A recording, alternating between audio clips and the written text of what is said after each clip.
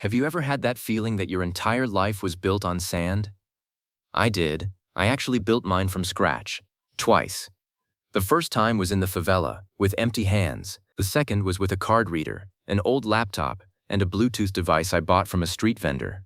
But only one of those stories ends with you still standing. And the other one ends here. My name doesn't matter, but you're going to hear this story to the end. Because maybe you know someone like me. Or maybe you are someone like me. I grew up in a place where you learn two things very early. First, hard work guarantees nothing. Second, other people's lives look way too easy up close. My mom woke up at 4 in the morning to catch the bus. 2 connections. She got home at 9 at night. Her paycheck barely covered rent and the electricity bill. Sometimes she paid one, sometimes the other. I wasn't dumb. I did well in school when school had books. When it didn't, I just stared at an empty board. At 16, I dropped out. It wasn't giving up. It was math. The money I was going to make with a diploma would take 10 years to show up. The money I needed was now. I started working at a small grocery store, stock boy. $150 a month, no contract. 9 hours on my feet, carrying boxes, being called boy by a boss who had half my intelligence. I kept watching customers swipe their cards at the machine. Click. 1 second. Approved. That sound fascinated me. How could something so small move so much money? I lasted 8 months at that store. Then I met Renan. Renan was 22, had a new motorcycle, and never woke up before noon. And he always had money. Not the kind of money you show off, the kind you spend without thinking. One day I asked what he did. He smiled and said, "I work with cards." I thought he sold card machines. It wasn't quite that. Renan explained everything to me in one afternoon. Simple as that. Too simple. He had something called a skimmer, a device smaller than a lighter that went on top of the real card machine.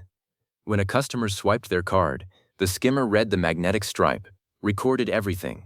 Card number, expiration date, security code, everything. Then you just transferred the data, cloned it onto a blank card, and used it before the owner noticed. And when does the owner notice? I asked.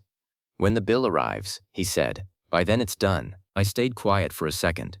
It wasn't remorse, it was processing. My brain was calculating everything at once. Risk, return, how long until I got caught, whether it was worth it. What convinced me wasn't greed, I swear. It was a calculation I did that week. My mom was going to work 20 more years to retire on $280 a month. 20 years. $280. Renan made $1,600 in one weekend. I told him I wanted to learn.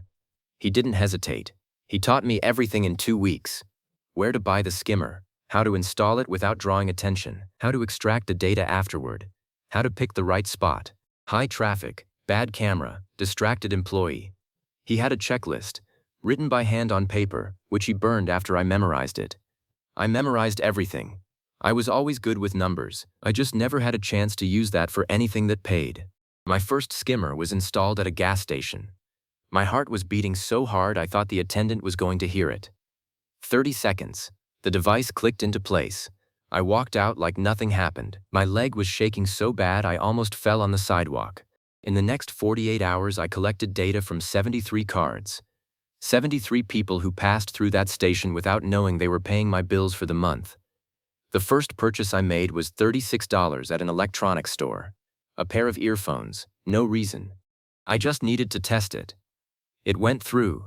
Approved. Same sound as the grocery store machine. But this time I was on the other side. In 3 weeks I made almost $2,400. I had never seen that number outside of a bank account that wasn't mine. I paid 3 months of my mom's rent in cash. Told her it was overtime from work. She didn't ask more. Moms don't ask when the answer brings relief. Renan taught me not to be stupid. Never buy anything expensive with a cloned card.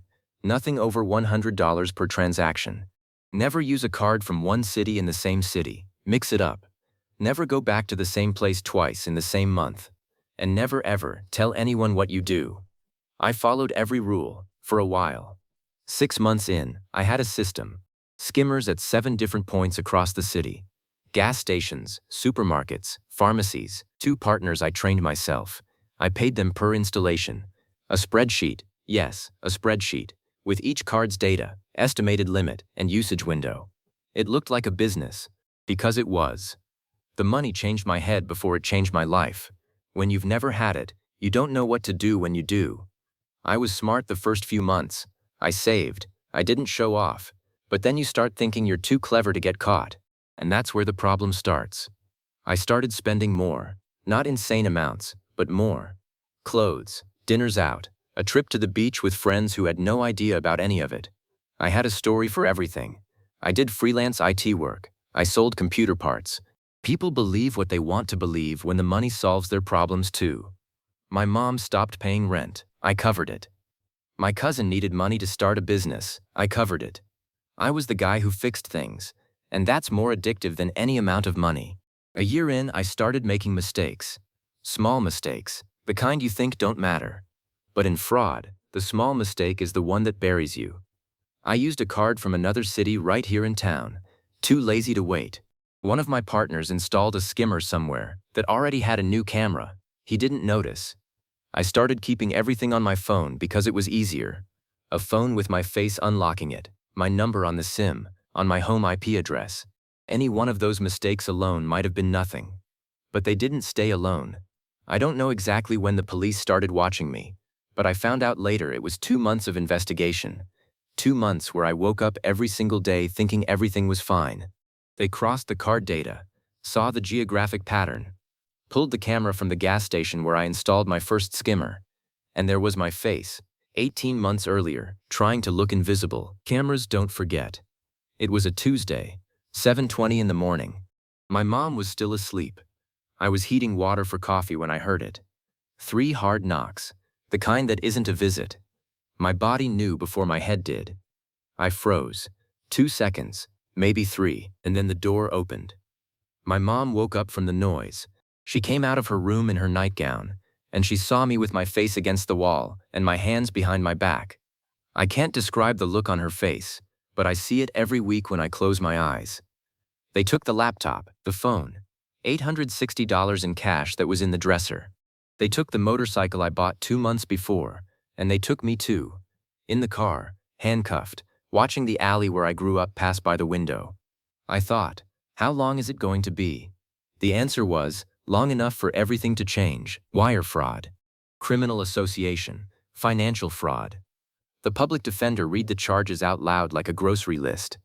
Both my partners got arrested too. Renan disappeared, didn't even show up in the case. People like that always disappear at the right time. What you lose when you go to prison isn't just your freedom. You lose the story you built about yourself. I was the guy who fixed things, the son who helped, the friend who picked up the tab. In a cell, you're just a number. And out there, your mom is explaining to the neighbors what happened. Or trying to. The money I saved lasted 6 months. The money I spent is never coming back. The people I helped disappeared with the same talent as Renan, and my mom went back to paying rent alone. On the same paycheck she always had. Like I never existed. I'm not telling you this so you feel sorry for me. I'm telling you because you already swiped a card today. And somewhere out there, someone was looking at that machine the same way I looked at it. Running the same numbers in their head. With the same certainty that it would be different for them.